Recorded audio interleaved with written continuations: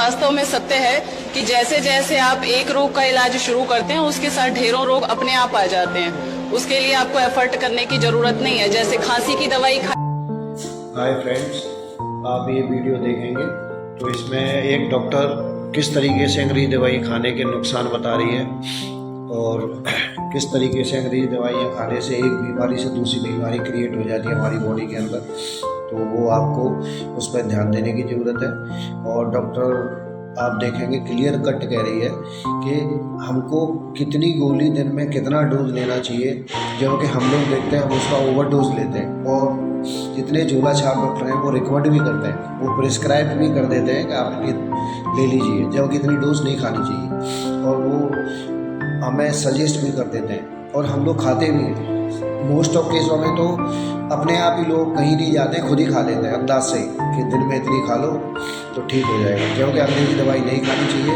आपको कोशिश करनी चाहिए कि छोटे मोटे जो इलाज होते हैं, जुकाम बुखार खांसी दस्त हैजा पलटी वगैरह कुछ भी, सिर दर्द वगैरह, सर्दी है, इन सबको आपके किचन में बहुत सारी ऐसी चीज़ें हैं जो दूर कर सकती हैं, आपको ठीक कर सकती हैं।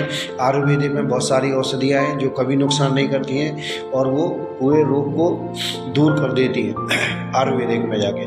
तो आपको अंग्रेजी दवाई नहीं खानी चाहिए और इस बात का ध्यान रखना चाहिए। बहुत कम केस में आपको अंग्रेजी दवाई खानी चाहिए।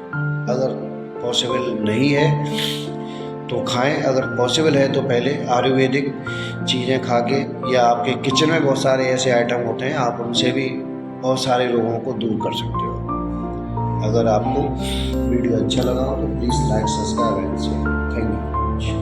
वास्तव में सत्य है कि जैसे जैसे आप एक रोग का इलाज शुरू करते हैं उसके साथ ढेरों रोग अपने आप आ जाते हैं। उसके लिए आपको एफर्ट करने की जरूरत नहीं है। जैसे खांसी की दवाई खाई तो एस्थमा क्रिएट हो गया, सिर दर्द की दवाई खाई तो माइग्रेन हो गया, जुकाम की दवाई खाते हैं तो साइनस हो जाता है, पेट के दर्द की दवाई खाते खाते, एंटी एसिड खाते खाते आपको अल्सर क्रिएट हो जाता है। जोड़ों का दर्द और मोटापा खुद दवाइयों की देन है।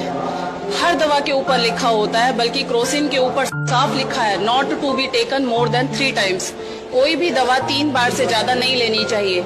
अगर उसके बाद आप उसको रेगुलर ले रहे हैं, बीपी की दवाई रेगुलर खा रहे हैं, शुगर की दवाई खा रहे हैं, थायराइड की दवाई खा रहे हैं, तो वो लीवर किडनी हार्ट को डैमेज करेगा ही करेगा। कोई रोग